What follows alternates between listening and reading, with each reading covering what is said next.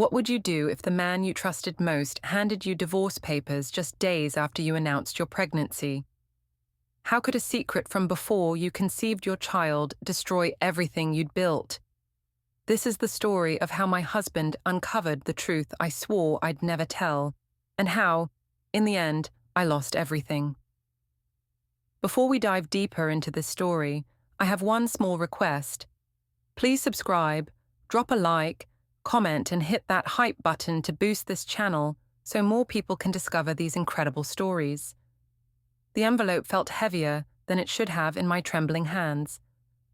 Jonas sat across from me at our kitchen table, his face completely calm as I stared at the lawyer's letterhead. "What is this?" I whispered, though part of me already knew. His reply came quietly. "I know about your mentoring lunches with Eliot, Ianthe. I know about all of them." My world tilted sideways. How could he possibly know? We'd been so careful. It was just coffee. Just innocent conversations with my boss's husband. Nothing more than that. But the thick legal documents in my hands suggested Jonas saw things very differently. 3 weeks earlier, everything had seemed normal. I was Ianthe Voss, 34 years old, working as an HR coordinator at Meridian Insurance. Jonas and I had been married for 9 years, with our 7-year-old daughter Mila being the light of both our lives. At least that's what I told myself. The truth was, our marriage had grown stale. Jonas spent most evenings hunched over his computer, working on IT projects or playing those mindless strategy games. When was the last time he'd really looked at me? When had he last told me I was beautiful, or that he appreciated everything I did for our family? That's why the late-night team meetings at work had become so important to me. Finally, someone was recognizing my contributions. Eliot Crane, the regional manager and husband of my direct supervisor Miriam, had been asking for my input on various projects. He valued my opinion in ways Jonas never seemed to. "You're home late again," Jonas said without looking up from his laptop as I kicked off my heels in the entryway. It was nearly 10 p.m. on a Thursday. "Team meeting ran long," I replied, hanging my blazer in the closet. You know how Miriam gets when she's working on quarterly reports. She wanted all hands on deck. Jonas finally glanced at me. "Miriam was at the grocery store an hour ago. I saw her when I picked up Mila from soccer practice." My stomach lurched, but I kept my expression neutral. "She left early. The rest of us stayed to finish up the projections." The lie came easily. Too easily. Jonas returned his attention to his screen. "Mila asked where you were during dinner." Again. Guilt twisted in my chest. "I'm doing this for our family, Jonas. These extra hours could mean a promotion, better benefits. Maybe we could finally afford that vacation to Disney World that Mila keeps talking about." "We could afford it now if we budgeted better," he said quietly. "Right, because you're such an expert on our finances," I snapped. "When's the last time you even looked at our bank statements?" Jonas closed his laptop and looked at me directly. There was something in his expression I couldn't quite read. "I look at them every month, Ianthe. I balance our accounts, pay our bills, and track our expenses. You know this." I felt heat rise to my cheeks. He was right, of course. Jonas handled most of our financial planning because he was better with numbers, but admitting that would mean acknowledging that my excuse about needing extra work hours was hollow. "Whatever," I muttered, heading toward the stairs. "I'm exhausted. These long days are killing me." "Wait," Jonas's voice stopped me on the bottom step. "Can we talk for a minute? I really need to shower and get to bed. Please, just 5 minutes." Something in his tone made me turn around. He was standing now, hands in his pockets, looking uncertain. It was an expression I hadn't seen on his face in years. "What is it?" "Are we okay?" he asked. "I mean, really okay, because lately it feels like you're somewhere else, even when you're here." The sincerity in his voice caught me off guard. For a moment, I almost told him everything. About how lonely I'd been feeling. About how Eliot made me laugh during our coffee meetings. about how someone finally seemed to see me as more than just a wife and mother. Instead, I forced a smile. "We're fine, Jonas. I'm just stressed about work. Once this quarterly push is over, things will go back to normal." He studied my face for a long moment. "Okay, if you say so." But as I headed upstairs, I could feel his eyes on my back, and for the first time, I wondered what he was really thinking. Later that night, after I'd showered and climbed into bed, Jonas was still downstairs. I could hear the faint clicking of his keyboard, probably working on some client project or updating his precious spreadsheets. My phone buzzed with a text message. Despite myself, I smiled when I saw Eliot's name on the screen. "Hope you got home safely. Thanks for staying late to help with the Henderson account. Your insights were invaluable. Sleep well, beautiful." I quickly typed back, "Anytime, see you tomorrow." Then I deleted both messages, like I always did. What Jonas didn't know wouldn't hurt him. These conversations with Eliot were harmless, professional. Sure, there was a little flirtation, but that was normal between colleagues, wasn't it? It didn't mean anything. I was drifting off to sleep when I heard Jonas's footsteps on the stairs.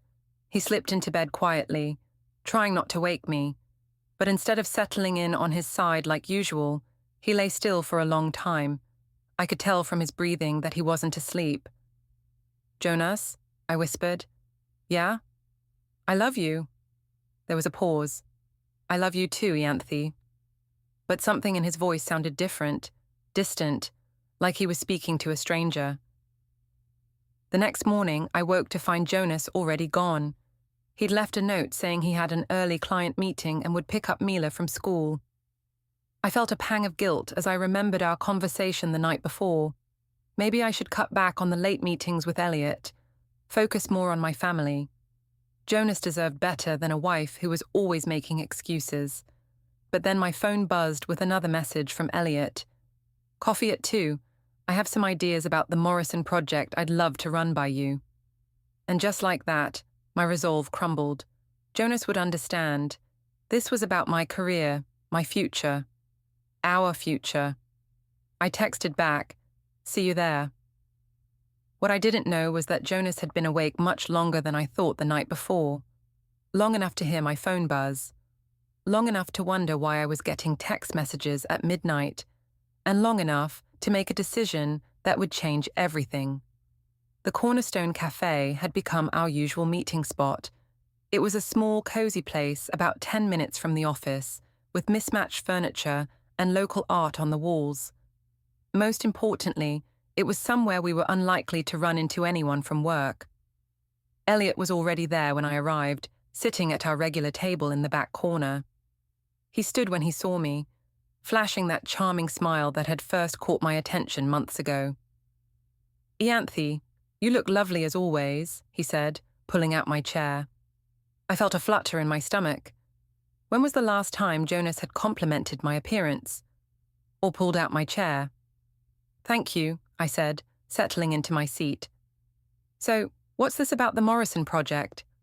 Eliot signaled the waitress for 2 coffees. "Actually, I wanted to talk to you about something else entirely." My pulse quickened. "Oh?"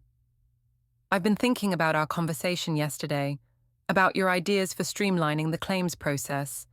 I think you're wasting your talents in HR coordination." "What do you mean?" "You should be in management, Ianthe. You have the vision, the intelligence, the people skills. I'd like to recommend you for the assistant regional manager position that's opening up next quarter." I stared at him. "Are you serious?" "Completely. It would mean a significant salary increase, better benefits, more responsibility." He leaned forward, his eyes intense. "You deserve to be recognized for what you bring to this company." My heart was racing. This was exactly what I'd been hoping for, dreaming about. Recognition, advancement, respect. That's incredible, Eliot. Thank you." "Don't thank me yet. We'll need to work closely together over the next few weeks to prepare your application. Late meetings, strategy sessions, maybe some travel to the regional office." He paused. "Will that be a problem at home?" I thought about Jonas's questions the night before, about Mila asking where I was during dinner, about the growing distance between my husband and me. No, I said firmly, it won't be a problem. We spent the next hour discussing my potential new role, but the conversation gradually shifted to more personal topics. Eliot told me about his college years, his travels, his dreams of starting his own consulting firm someday. I found myself sharing things I hadn't talked about in years: my love of photography, my secret ambition to write a novel, my frustration with feeling invisible in my own life. "You're not invisible to me," Eliot said softly, reaching across the table to touch my hand briefly. "I see you, Ianthe. Really see you." The contact sent electricity through my entire body. It was just a moment, just a gentle touch, but it awakened something in me that had been dormant for far too long. "I should get back to the office," I said, pulling my hand away reluctantly. "Of course, but let's do this again soon. Tomorrow?" I nodded, not trusting my voice. That evening, Jonas was in the kitchen making dinner when I got home. Mila was at the table doing homework, her tongue poking out in concentration as she worked on math problems. "How was your day?" Jonas asked without turning around. "Good. Productive." I kissed Mila's forehead and ruffled her hair. "How's the math homework going, sweetheart?" "Hard," she said with a dramatic sigh. "I don't understand fractions." "Want me to help?" "Daddy already explained it. I think I get it now." I felt a stab of something: jealousy, inadequacy, at being excluded from this moment between my husband and daughter. "That's great, baby." Jonas set a plate in front of me. Chicken stir-fry, my favorite. "So, what made your day so productive?" I hesitated. This would be the perfect time to tell him about the potential promotion, about Eliot's recommendation. But something held me back. Just got a lot accomplished, cleared out my inbox, caught up on some projects. "Good." He sat down with his own plate. "Oh, I ran into Karen Morrison at the grocery store. She mentioned that her husband's claim was processed incredibly quickly. Said whoever handled it did an exceptional job." I smiled. That had been one of Eliot's accounts, but I'd helped with some of the paperwork. "I'm glad everything worked out for them. She specifically asked me to thank you. Apparently you went above and beyond to make sure they got their settlement check before their mortgage payment was due." Guilt twisted in my stomach. I had helped with that claim, but only because Eliot had asked me to, and only because I'd been trying to impress him. "It's my job," I said quietly. After dinner, while Jonas was helping Mila with a science project, my phone buzzed with a text from Eliot. "Couldn't stop thinking about our conversation today. You're an amazing woman, Ianthe. Your husband is lucky to have you."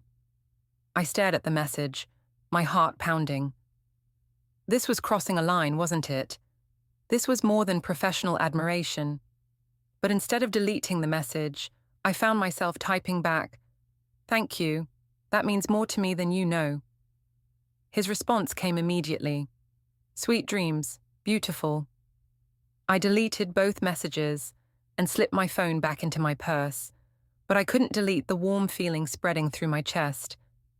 The next day at work, I was distracted and jumpy. Every time someone walked past my desk, I looked up expecting to see Eliot. When he finally appeared around noon, I felt my cheeks flush.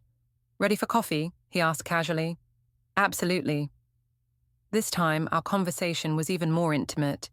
Eliot told me about his marriage to Miriam, how they'd grown apart over the years, how he felt unappreciated and taken for granted. I found myself sharing similar feelings about Jonas. "Marriage is complicated," Eliot said, stirring his coffee thoughtfully. "Sometimes, you need someone who reminds you of who you really are underneath all the responsibilities and routines." "Is that what you're doing? Reminding me who I am?" He looked directly into my eyes. "I hope so, because the woman I see is extraordinary." We were so absorbed in our conversation that I didn't notice Sandra Chen from accounting at the counter until she was walking past our table. "Oh, hi, Ianthe," she said brightly. "I didn't know you knew Eliot." My stomach dropped. Hi, Sandra. Eliot was just... We were discussing some work projects. How nice. Eliot, how's Miriam doing? I haven't seen her around the office much this week. She's fine, Eliot said smoothly, working from home on some big proposals. Well, tell her I said hello. See you both later. As Sandra walked away, I felt panic rising in my chest. Do you think she'll say anything? About what? Two colleagues having coffee? Eliot's voice was calm, but I could see concern in his eyes. We're not doing anything wrong, Ianthe. But as I drove back to the office, I couldn't shake the feeling that we were walking a dangerous line, and that Sandra's innocent observation might be the first crack in the careful facade I'd been building. That evening, Jonas seemed quieter than usual. During dinner, he kept glancing at me with an expression I couldn't read. Everything okay? I asked. Fine. Just thinking about a project at work. But later, after Mila was in bed, he brought it up again. Sandra Chen called today, he said casually, not looking up from his laptop. My blood turned to ice. Oh, what did she want? Her husband's having some computer issues. Wanted to know if I could take a look. He paused. She mentioned seeing you at that cafe on Maple Street today. Oh, right. I grabbed coffee with a colleague. She said you were with Eliot Crane, Miriam's husband. I forced my voice to remain steady. Yes, he's been helping me with some professional development, giving me advice about potential advancement opportunities. Jonas finally looked at me. That's nice of him. It is. He thinks I have potential for management. You do. You're very capable, Ianthe. I've always thought so. His words should have made me feel good, but instead they made me feel worse. Here was my husband, supporting my career ambitions, while I was lying to his face about secret coffee dates with another man. Thank you, I whispered. That night I lay awake staring at the ceiling, Jonas sleeping peacefully beside me. What was I doing? These meetings with Eliot were innocent, weren't they? We were just talking, just connecting as colleagues and friends. But even as I told myself this, I knew I was lying. The way Eliot looked at me, the way my heart raced when I saw his messages, the way I found myself thinking about him throughout the day. This was more than friendship, and the worst part was, I didn't want it to stop. My phone buzzed softly on the nightstand. Another message from Eliot. Can't wait to see you tomorrow. Sleep tight. This time, I didn't delete it right away. Instead, I held the phone close to my chest and smiled in the darkness. I didn't know that Jonas wasn't actually asleep. I didn't know that he'd heard my phone buzz, just like he had the night before. And I definitely didn't know that he'd already made a decision about what to do next. The following Monday started like any other, but by lunchtime, my carefully constructed world was beginning to crumble. I was at my desk reviewing employee files when Miriam Crane appeared beside me. Her usually composed face flushed with anger. Ianthe, I need to see you in my office. Now. My stomach clenched. Of course. Is everything all right? She didn't answer, just turned and walked toward her office with sharp, angry steps. I followed, my mind racing through possible explanations for her mood. Miriam closed the door behind us and turned to face me. Her eyes were red-rimmed, like she'd been crying. How long has this been going on? She asked without preamble. I'm sorry, I don't understand. Don't. Her voice was sharp enough to cut glass. Don't you dare lie to me. I know about your little coffee dates with my husband. The blood drained from my face. Miriam, I think there's been a misunderstanding. Sandra Chen saw you together last week, looking very cozy at the Cornerstone Cafe. She mentioned it to Lisa, who mentioned it to Janet, who thought I should know that my employee was having intimate conversations with my husband. I felt like I was falling into a deep hole. It's not what you think. We were discussing work projects, professional development opportunities. Professional development? Miriam's laugh was bitter. Is that what you call it when you touch his hand across the table? When you lean in close and whisper to each other like teenagers? My mouth went dry. How much had Sandra seen? Miriam, please. You're my supervisor. You know my work ethic, my professionalism. I would never what? Never have an affair with a married man. Never betray your own husband. Never disrespect me in the most humiliating way possible. It's not an affair. The words burst out of me. We're just friends. He's been mentoring me, helping me understand advancement opportunities. That's all. Then why didn't you tell me about these mentoring sessions? Why didn't you include me in discussions about your career development? I opened my mouth, but no words came out. She was right, of course. If this was truly about professional development, I should have involved my direct supervisor. I didn't want to seem presumptuous. I wanted to explore my options before bringing anything to you officially. Miriam stared at me for a long moment. You're lying. I can see it in your face. Do you think I'm stupid, Ianthe? Do you think I don't know my own husband? What do you mean? Eliot has done this before. The charming conversations, the career advice, the special attention. You're not the first young woman he's targeted, and you probably won't be the last. Her words hit me like a physical blow. He's not targeting me. He genuinely believes in my potential. He believes in your availability, Miriam said coldly. And apparently he was right. I felt tears starting to form in my eyes. You don't understand. My marriage, Jonas and I, we've been having problems. So you decided to solve them by pursuing my husband. I'm not pursuing anyone. We're just friends who enjoy talking to each other. Is that a crime? It is when you're lying to your husband about it. It is when you're sneaking around behind my back. It is when you're creating office gossip that makes me look like a fool. The unfairness of her accusations made me angry. This isn't about you, Miriam. This is about your jealousy and insecurity.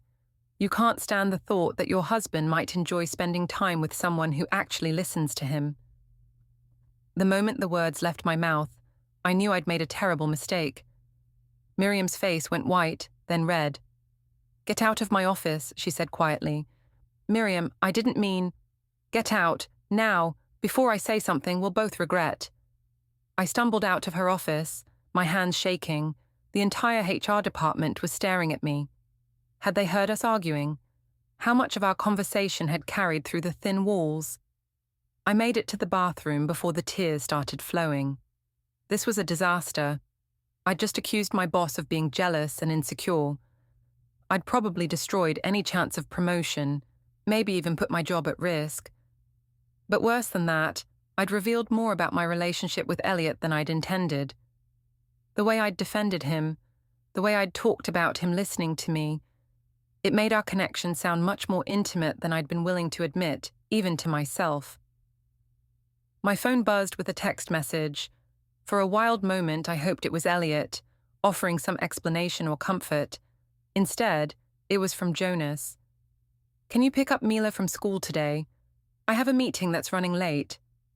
I stared at the message, feeling the weight of my double life.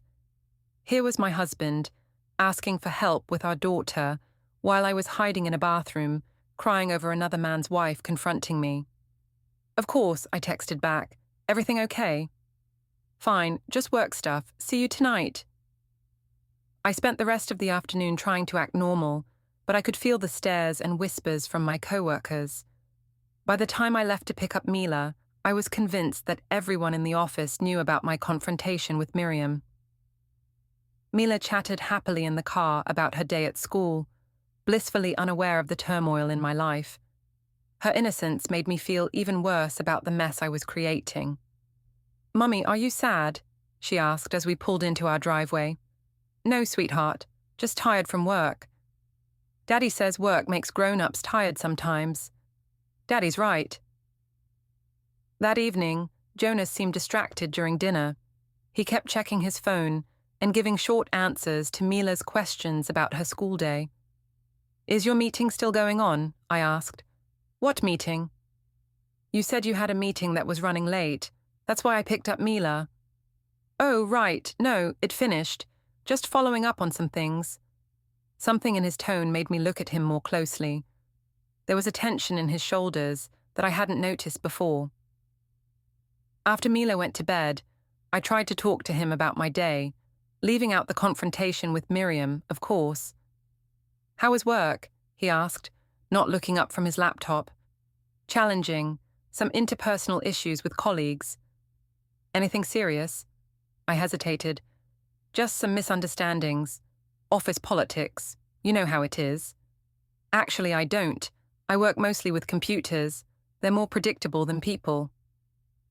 There was something in his voice, a subtle edge that I'd never heard before. "Jonas, is everything all right between us?" He finally looked at me directly. "Why do you ask?" "You seem distant lately, distracted." "I've been thinking about a lot of things." "What kind of things?" "Our marriage, our family, our future." My heart started racing. "And what conclusions have you reached?" "I'm still processing." The conversation felt loaded with unspoken meanings. Was he suspicious about my meetings with Eliot? Had someone told him about the office gossip? "If something's bothering you, I wish you'd just tell me," I said. Jonas closed his laptop and looked at me for a long moment. "If something was bothering me, would you want to know? Even if it was something that might change everything between us?" The question hung in the air like a threat. "Of course. We're married, Jonas. We should be able to talk about anything." "Should be able to," he repeated. "But can we? Really?" I felt like we were dancing around the edges of a conversation that could destroy our marriage. Part of me wanted to confess everything: the coffee dates, the text messages, the growing emotional connection with Eliot. Maybe if I was honest, we could work through this together. But a larger part of me was terrified of Jonas's reaction. What if he left me? What if he tried to take Mila away? What if my moment of honesty destroyed everything I'd worked so hard to build? "Yes," I said finally. "We can talk about anything." Jonas studied my face for what felt like an eternity. Then he opened his laptop again. "Good to know," he said quietly. That night, I lay in bed, listening to Jonas breathe, wondering what he was really thinking. Had I passed some kind of test, or failed it completely? My phone buzzed with a message from Eliot. "Heard you had a difficult day. Miriam can be unreasonable when she's stressed. Don't let it get to you." So he knew about our confrontation. Had Miriam told him, or had the office gossip reached him through other channels? I typed back, "Thanks, it was pretty awful. Want to talk about it? Coffee tomorrow." I stared at the message for a long time. Meeting with Eliot again so soon after Miriam's accusations would be incredibly risky. It would confirm everything she suspected about our relationship, but I needed to see him. I needed someone who understood what I was going through, someone who made me feel valued and appreciated. "Yes," I typed. "Same place, same time." As I deleted our conversation, I told myself this would be the last time. After tomorrow, I'd end whatever this was with Eliot and focus on my marriage. But even as I made this promise to myself, I knew I was lying. And somewhere in the darkness beside me, Jonas was lying awake too, staring at the ceiling and making plans of his own. The family dinner was supposed to be a fresh start. Jonas had suggested inviting his mother, Helen, and his younger brother, Drew, over for Sunday dinner, something we hadn't done in months. I thought it would be a good opportunity to present a united front, to show that our marriage was solid despite the recent tension. I spent all of Saturday preparing Jonas's favorite pot roast, cleaning the house until it sparkled, and even buying fresh flowers for the dining room table. If I could just get through one normal family evening, maybe things would start to feel normal again. Helen arrived first, carrying a homemade apple pie and wearing the slightly disapproving expression she'd perfected over the years. Jonas's mother had never been particularly warm toward me, but lately, her coolness felt more pronounced. "Ianthe, dear," she said, offering me a brief hug. "You look tired." "Just busy with work," I replied, taking her coat. "You know how it is." "Actually, I don't. I was fortunate enough to be able to focus on my family when Drew and Jonas were young." The subtle criticism stung, but I forced a smile. Well, we all make different choices. Drew arrived shortly after with his girlfriend Sarah, a sweet kindergarten teacher who always made an effort to include me in conversations. At least, someone in Jonas's family seemed to like me. "Something smells amazing," Drew said, giving me a genuine hug. "Is that your famous pot roast?" "It is. And Helen brought her apple pie, so we're in for a treat." Mila was delighted to have her uncle and grandmother there, chattering excitedly about school and her upcoming dance recital. For a few minutes, everything felt wonderfully normal, but as we sat down to dinner, I noticed Jonas was unusually quiet. He responded to direct questions but didn't initiate any conversation, and he kept glancing at me with an expression I couldn't interpret. "So, Ianthe," Helen said, cutting her pot roast with surgical precision. "Jonas tells me you've been working late quite a bit lately." My stomach tightened. "Yes, it's been a busy quarter. Lots of projects to wrap up." "That must be difficult for Mila. Children need routine, stability." "Mila's doing fine," I said, perhaps a bit too sharply. "She's a resilient kid." "Of course she is. She gets that from her father." The implication was clear. Mila's good qualities came from Jonas, not from me. I felt my cheeks burning. "Actually," I said, reaching for my wine glass, "Mila gets her creativity and social skills from both sides of the family. I like to think I contribute something positive to her development." "I'm sure you do," Helen said in a tone that suggested the opposite. Drew cleared his throat uncomfortably. "So, Jonas, how's work going? Any interesting projects?" "Actually, yes," Jonas said, speaking for the first time since we'd sat down. "I've been working on a data analysis project.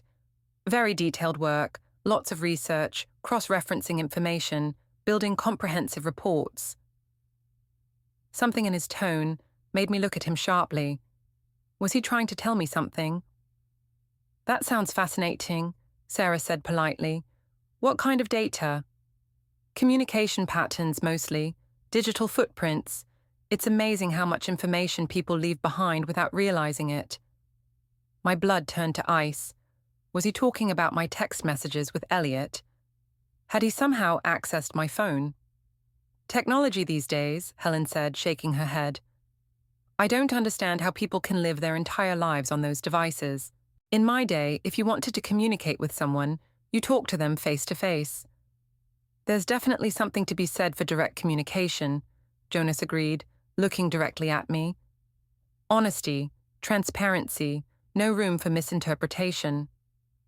I felt like he was speaking in code, sending me messages that everyone else was missing. Or maybe I was being paranoid. Maybe his comments had nothing to do with me at all. "Well, I think technology can be wonderful when used appropriately," I said, trying to keep my voice light. "It allows us to stay connected with people we might not otherwise have time to see." "Connected," Jonas repeated. Interesting word choice. The tension at the table was becoming palpable. Drew and Sarah exchanged glances, while Helen looked back and forth between Jonas and me with growing interest. "Is everything all right?" Drew asked carefully. "Everything's fine," I said quickly. "Jonas is just passionate about his work projects." "I am passionate about my work," Jonas agreed, "especially when it involves protecting the people I care about." "Protecting them from what?" Helen asked. Jonas was quiet for a long moment. "From making decisions they might regret." I couldn't take it anymore. If he knew something, I wished he would just say it directly instead of these cryptic comments. "You know, Jonas," I said, my voice sharper than I intended, "if you have something to say, maybe you should just say it instead of talking in riddles." "You're right," he said calmly. "I should be more direct." My heart was pounding. Was he about to confront me in front of his entire family? "I've been thinking about making some changes," he continued. "Professional changes, personal changes, big decisions that will affect our whole family." "What kind of changes?" I asked, though I wasn't sure I wanted to know.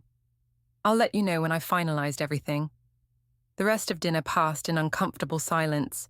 broken only by Mila's innocent chatter and Sarah's valiant attempts to lighten the mood. I could barely eat, my stomach churning with anxiety about what Jonas might be planning. After dinner, while I was loading the dishwasher, Helen cornered me in the kitchen. "Ianthe, I don't know what's going on between you and my son, but I can see that he's hurting." "I don't know what you mean," I said, not looking at her. "Jonas is a good man, a loyal husband and father.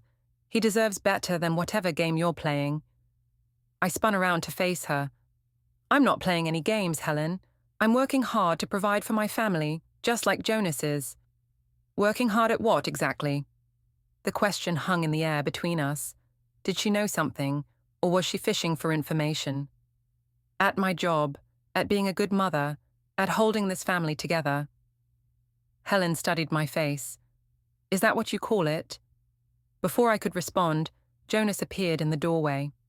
"Mum, Drew's ready to go. He'll drive you home." "Of course." Helen gave me one last searching look. "Thank you for dinner, Ianthe. It was illuminating." After everyone left, Jonas disappeared into his home office without a word. I could hear him on the phone, speaking in low tones that I couldn't make out. I tried to focus on my evening routine. Helping Mila with her bath, reading her a bedtime story, organizing her school clothes for the next day. But my mind kept returning to Jonas's strange behavior at dinner and his mother's pointed questions.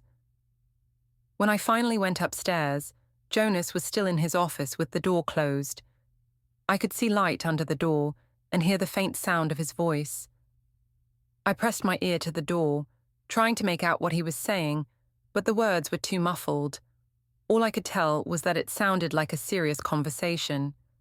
My phone buzzed with a text from Eliot. "Hope you had a nice weekend. Looking forward to our coffee tomorrow. I have some exciting news to share." I stared at the message, torn between anticipation and dread.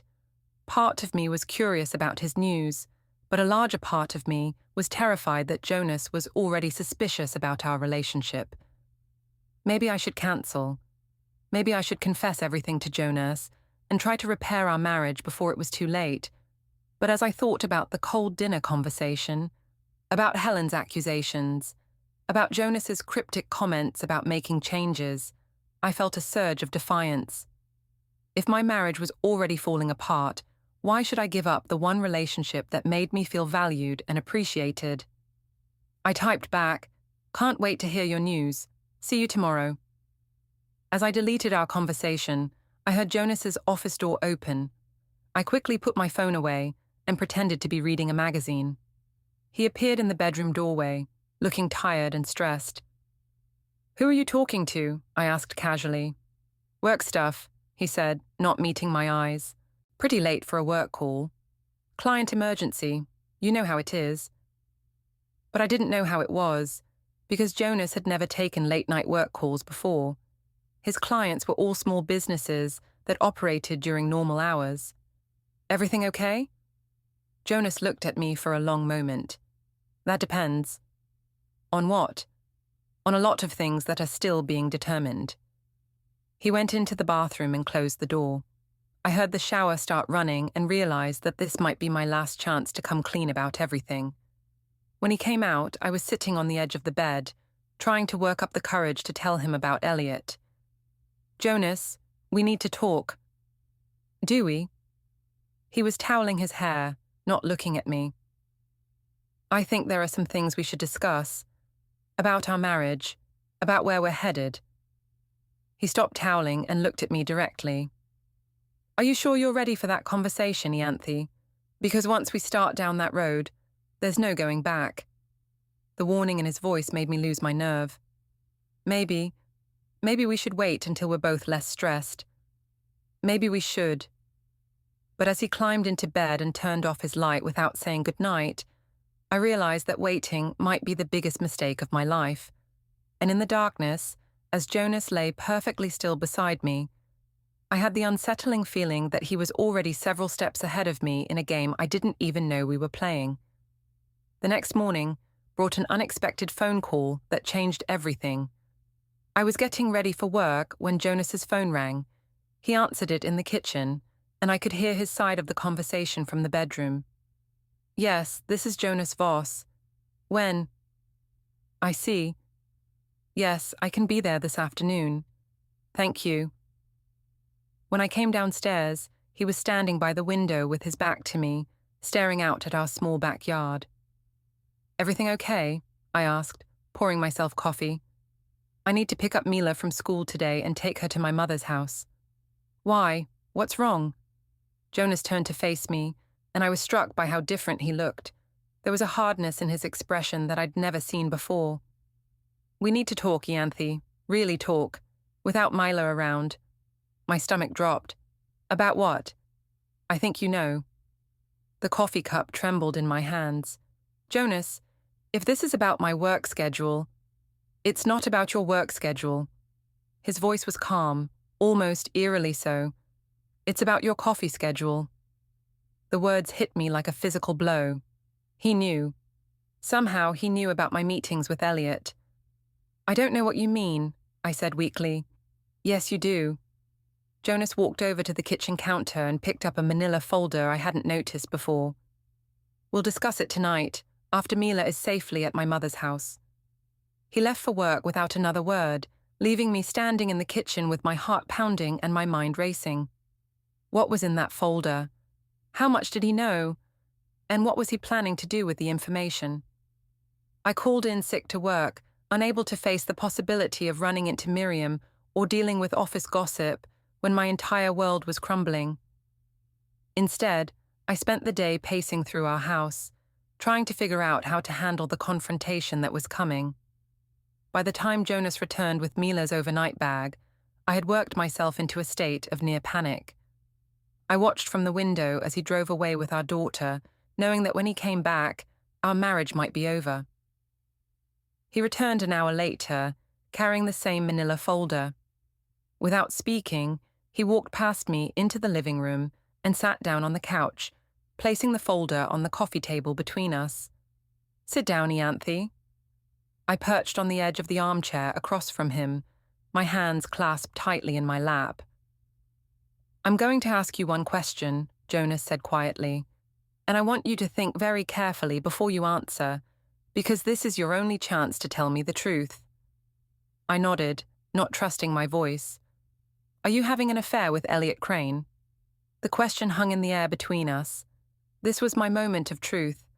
I could confess everything and hope that Jonas would forgive me, or I could continue lying and hope that whatever evidence he had wasn't as damning as I feared. No, I said, I'm not having an affair. Jonas's expression didn't change. Are you sure that's your final answer? Yes, Jonas, I don't know what you think you know, but... He opened the folder and pulled out a stack of photographs. My blood turned to ice as I saw myself and Eliot at the Cornerstone Cafe, leaning across the table toward each other, his hand covering mine. These were taken last Tuesday, Jonas said calmly. Would you like to see the ones from Thursday? Or maybe the ones from last week? I stared at the photos, my mouth dry. Those are taken out of context. We were just what? Just having an innocent business meeting? Jonas pulled out another set of photos showing Eliot walking me to my car, standing close enough to kiss me goodbye.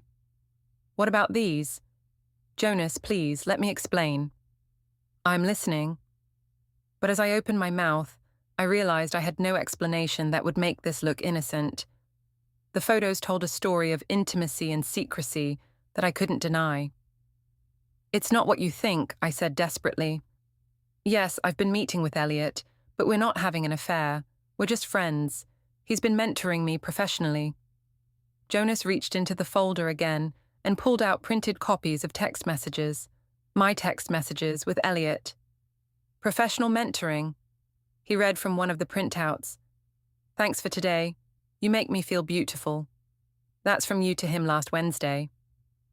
I felt like I was drowning. How did you get those? Does it matter? The question is, why you've been lying to me for months. I haven't been lying. Stop. Jonas's voice was sharp. Just stop, Ianthe. I have photos, text messages, GPS data from your car showing repeated trips to the cafe, credit card receipts, and witness statements from your co-workers about your relationship with Eliot. I know everything. The envelope slid under the door at 6:03 p.m., right on cue. I knew what it was before I picked it up.